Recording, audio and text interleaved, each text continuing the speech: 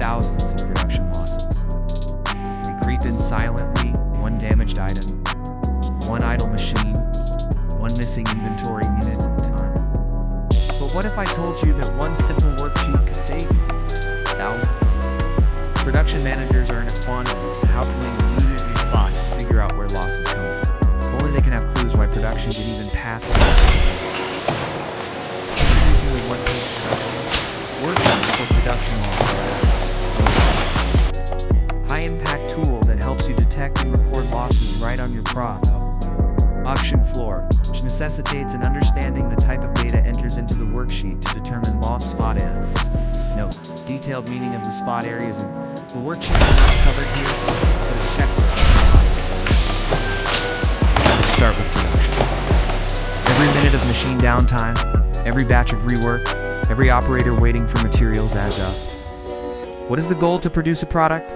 And how can you produce something? It must first be birthed in ideation, or conceptualization, tying up all materials, labor, and overhead needed to produce an item or product. A. We will start with one spot. Area category in the worksheet, the product standards category 6.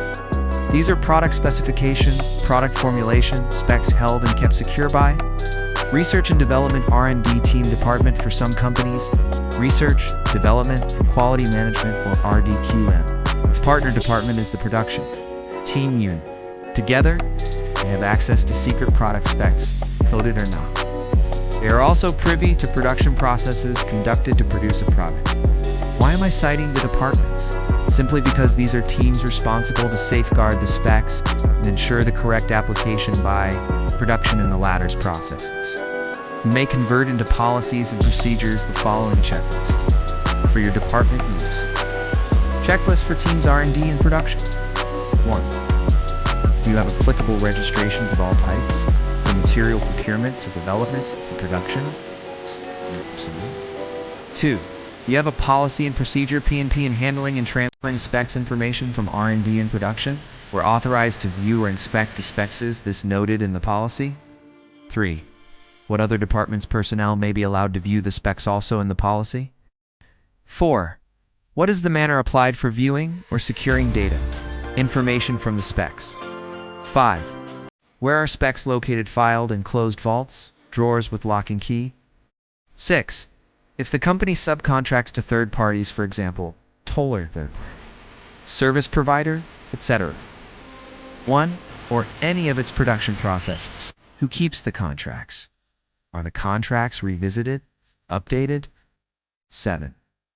We have to consider that any product produced will require corresponding reports of all costs and expenses attributable to the product. Here is the partner of R&D and production, cost accounting, or in large company with management accounting. So what's the protocol for R&D production and sharing the specs data and information? Is it in the P&P too? We'll pause here for the product standards. B. The next category in the worksheet, the interlocation or interdepartment category 4. Requests checklist: 1. How are materials for use by other departments requested, say, of production, sales and marketing, warehouse, administration, etc.? 2. What evidence is the requests or their forms dedicated to these requests? 3. How are third-party use of materials, if coming from head office, requested, evidenced and checked, monitored? 4. What are the types of requests are you receiving? Item stock, property, for return as they are on loan, pattern, printing, processing, packing, etc., not to be returned as they are for sale, development sample, testing and analysis, promotion, etc. And how are these reported for? They should be under the watchful eye of those in both management and financial accounting teams, units. Well, pause here for the interlocation or interdepartment. See, another category in the worksheet is the receipts category 3, originating from purchasing department or procurement unit if under the supply. Chain management, closing parenthesis, checklist: 1. Are the purchasing personnel aware of unit of measure and correctly compute for cost per unit of measure? 2. What currencies are used? Are these correctly passed on to cost management accounting? 3. What pending or carryover deliveries will affect production, thereby changing the unit cost, say, of a given material? How are these taken into consideration in product costing? 4. Are returns to suppliers considered on time? It affects the cost of money. How and when are these communicated with R&D and production teams? What's the action plan for delayed material deliveries? 5. How are costs taken in cost accounting goods and tax values originating from purchasing? D. Another category in the worksheet is the ending inventory or closing stock category. 5. Closing parenthesis, checklist, :1.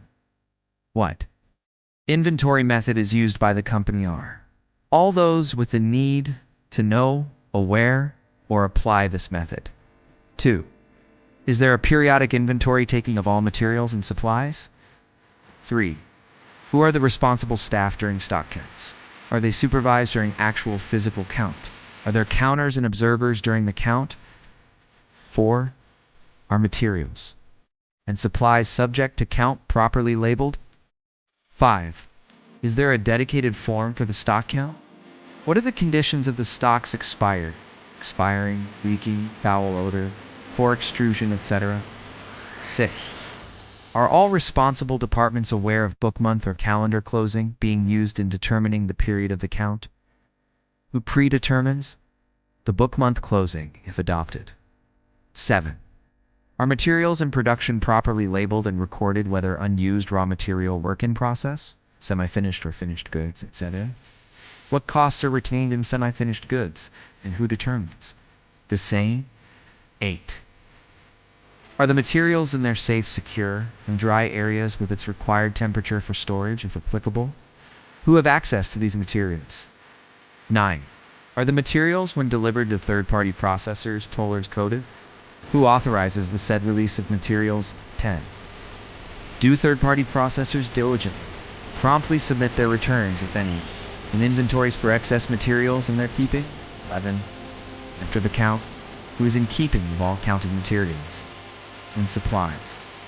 The departments involved in inventory taking are those who receives, keeps, and returns the items with whom they received from R&D, production, sales and marketing, and warehouse departments.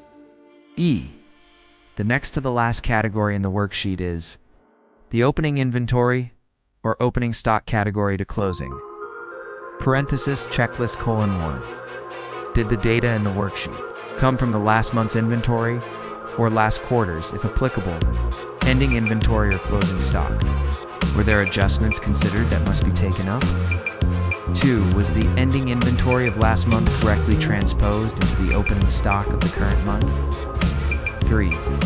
Are there missing, repeating, or misaligned items in the opening stocks in the worksheet? 4. Are the quantities and goods values of opening month data correctly tallied with that of the data in the closing stock of last month? 5. Were there last-minute changes in the stock count? Who authorizes the change? F. The next category in the worksheet is the variance. Category 7, closing parenthesis, checklist: :1. Determine if all formulae in the worksheet are correct. 2. Is the variance favorable? Meaning materials were well used, applied, or unfavorable wastages, pilferages, etc. Were the causes of erratic variances determined? 3. Are both quantity and percentages correctly computed? G. The last category in the worksheet is the standard loss allowance percentage. Category 9, closing parenthesis, checklist: :1. Has the company determined a percentage of allowance for all types of materials? What parameters were set as a result? 2. Did senior management approve the loss allowance percentages? 3. What is the P&P for losses? How are culprits, infraction, penalty, or recording made? For what are the plans of management once these are spotted? 5. Who will shoulder the burdens of losses incurred? Once the checklist is completed, studied, and structured, then analysis is the key in the worksheet. I would call it horizontal analysis. Pro forma entries to the worksheet are as follows. Each of the column has the following data. Category number: 1. Item no. Material 2. Opening stock transposition of last month's inventory. 3. Receipts materials purchased and issued transferred to production. 4. Interlocation materials and supplies requisitioned by other departments. 5. Closing. Stock count for the current month. And 6. Standard product specification specs. 7. Variance difference between actual usage. Actual loss allowance. Actual loss rates. As a result of production. 9. Standard. Loss allowance, predetermined rates approved by management, or loss can be tolerated 10. Represents difference between actual and standard percentage. 11. Remarks, reasons for variance, as notes. A. Each of the columns is both quantity and goods value. Closing stock has unused material. Work in process for semi-finished goods. C. Variance differences can either be favorable, meaning well-used applied materials supplies, or unfavorable overused applied material supplies.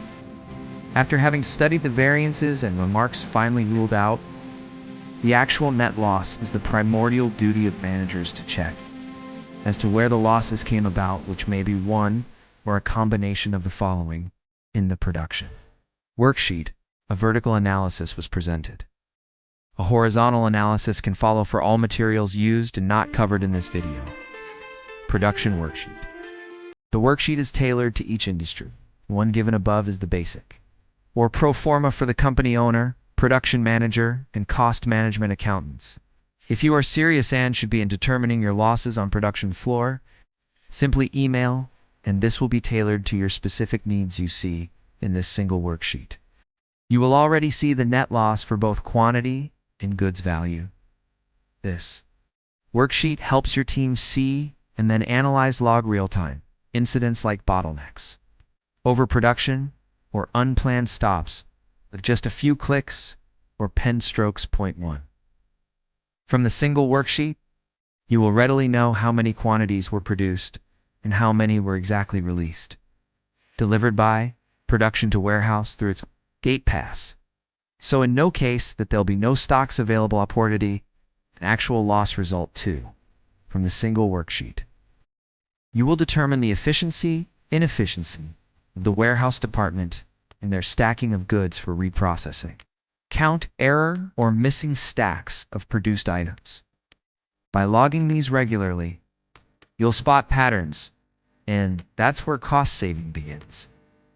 A small manufacturing team used this sheet daily for a month and discovered they were losing $2,300, $4,000 a week in preventable errors. They plugged the gaps, retrained staff, and saw profits rise. Simple, smart, effective. This single sheet can change the way you manage operations. Ready to track your losses and take back control? Start emailing sagecyneward@gmail.com for detailed information cited in the description and start saving today.